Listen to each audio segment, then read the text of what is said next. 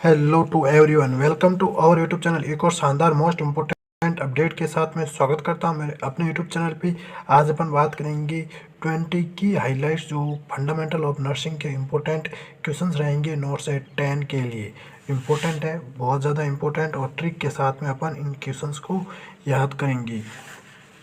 Session को share जरूर कर देना, चैनल को सब्सक्राइब जरूर करके जाना और कमेंट कर देना कंटेंट कैसा लग रहा है। तो 20 की क्वेश्चंस रहने वाले हैं अपने।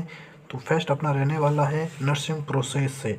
नर्सिंग प्रोसेस का क्या रूल है अपना, उसके बारे में देखेंगे। कौन कौन से टूल्स इसमें यूज़ लिए जाते हैं। सबसे पहले होता है असेसमेंट। इसमें सब्जेक्टिव और ऑब्जेक्टिव डाटा होते हैं, तो पता होगा। डिजीज़ को डायग्नोस किया जाता है, ये नर्सिंग केयर प्लान का होता है, और इसमें प्लानिंग की जाती है ट्रीटमेंट के लिए।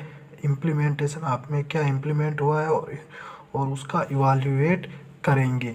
तो ये इसका सीधा सा याद करने का ट्रिक रह जाएगा अपना ADPIE।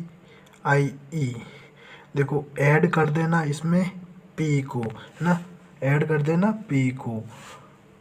देखो, ए का मतलब हो जाएगा असेसमेंट, डी का मतलब डायग्नोसिस, पी का प्लानिंग, आई का हो जाएगा इम्प्लीमेंटेशन, और ई का हो जाएगा इवाल्यूएशन। तो ADP, है ना, ऐड कर देना पी में। ये ऐसा आप बना सकते हो। नेक्स्ट है प्रायोरिटीज इन इमरजेंसी। तो इमरजेंसी सिचुएशन में आप किसको प्रायोरिटी देंगे? सबसे पहले ABC, एयरवे, ब्रीथिंग और सर्कुलेशंस को आप क्या दोगे? प्रायोरिटी दोगे। इमरजेंसी में ये मोस्ट कॉमन पूछा जाता है।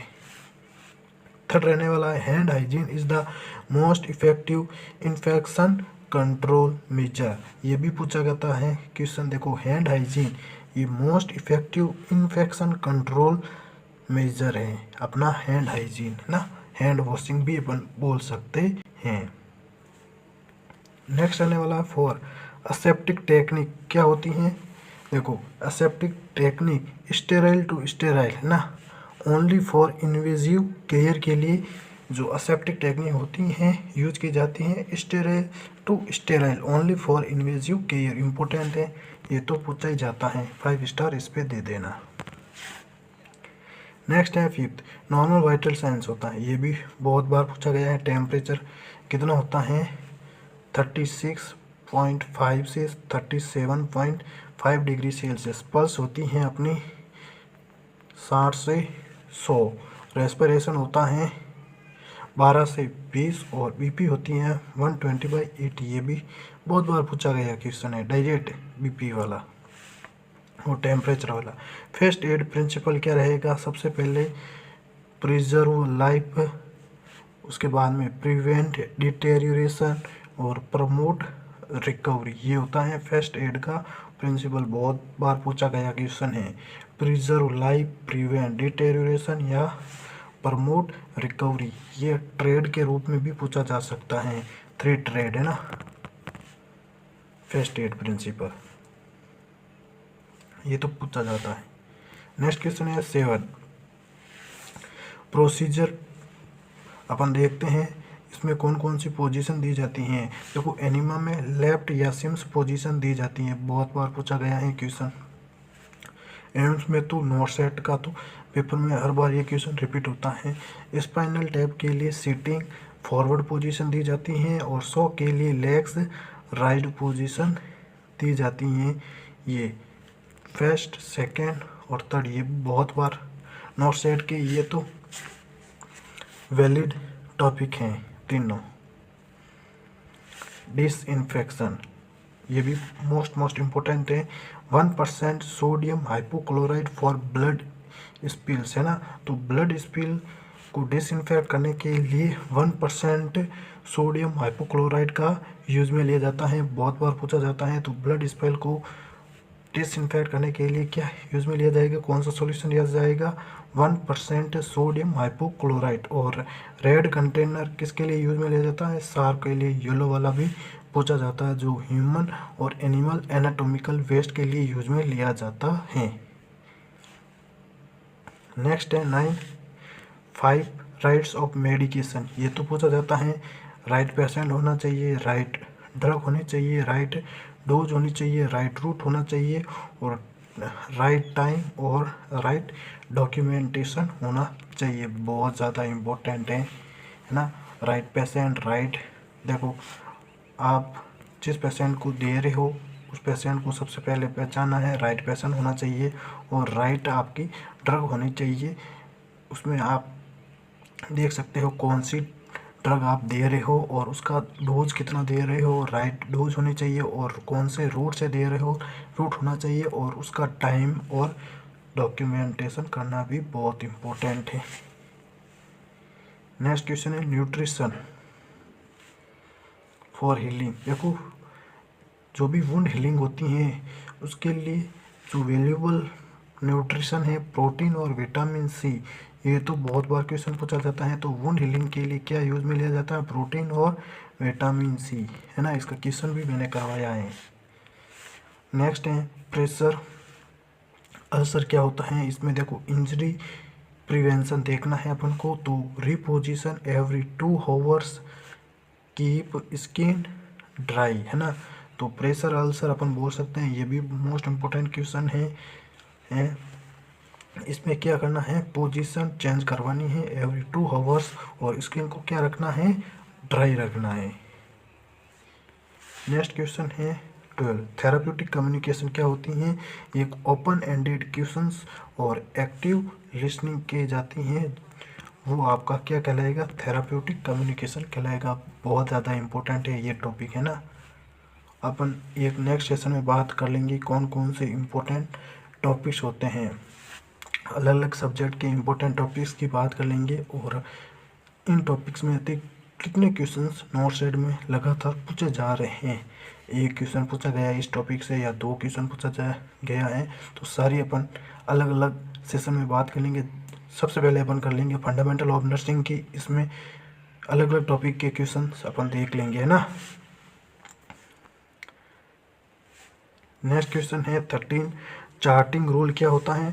देखो document immediately after care, never erase entries, है ना। और किसी प्रकार की इरेज नहीं होना चाहिए जो आपकी एंट्री होती है उसमें, और केयर के बाद में आपको डॉक्यूमेंट करना बहुत ज़्यादा इंपॉर्टेंट है। इमीडिएटली डॉक्यूमेंट कब किया जाता है, आफ्टर केयर के बाद में, है ना, इमीडिएट। नेक्स्ट है 14, एथिकल प्रिंसिपल के कौन कौन से, ऑटोनॉमी, बेनिफिसेंस, नॉन मालफिसेंस, जस्टिस और फिडेलिटी। इनकी आप डेफिनेशन देख लेना, बहुत बार ये पूछा जाता है, ये इम्पोर्टेंट टॉपिक अपना रहने वाला है। पेशेंट आईडी आप कैसे वेरीफाई करोगे, वेरीफाई तो सबसे पहले नेम पेशेंट के, जो भी आइडेंटिफिकेशन अपन कैसे करेंगे पेशेंट की, ये भी बहुत ज़्यादा इंपॉर्टेंट है। पेशेंट का नाम पूछेंगे अपन, वेरीफाई नेम और ID band before any procedure करने से पहले पेशेंट का नाम वेरीफाई करना और आईडी बैंड वेरीफाई करना।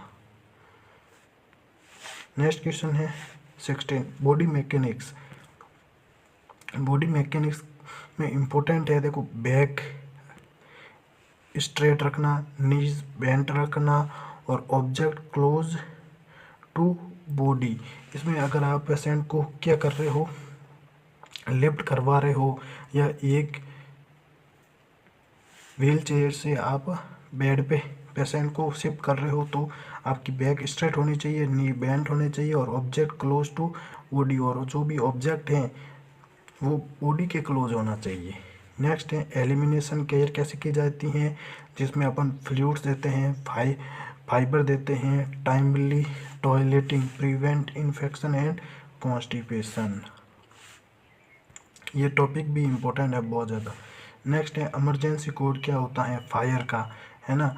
तो रेस होता है, ये तो मैंने क्वेश्चन करवाया है ना। फायर, अगर आपके रूम में आग लग जाती है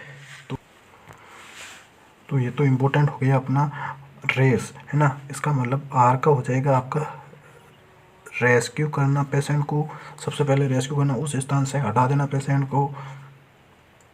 ए से हो जाएगा अपना कौन सा, अलार्म, है ना, जो फायर अलार्म होता है उसको करना है।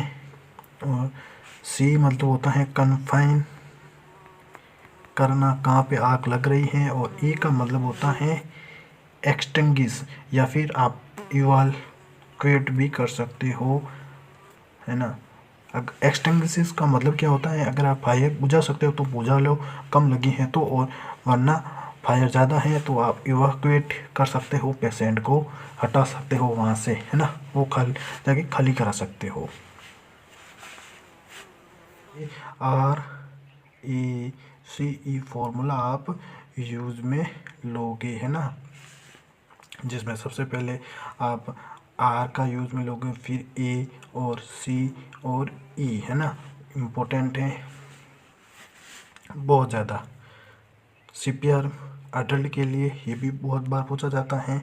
30 कंप्रेशंस रेशियो टू ब्रीथ बहुत बार पूछा जाता है ना अडल्ट के लिए, चाहे रेस्क्यूअर 1 हो या चाहे रेस्क्यूअर 2 हो, ये सेम यूज लिया जाएगा।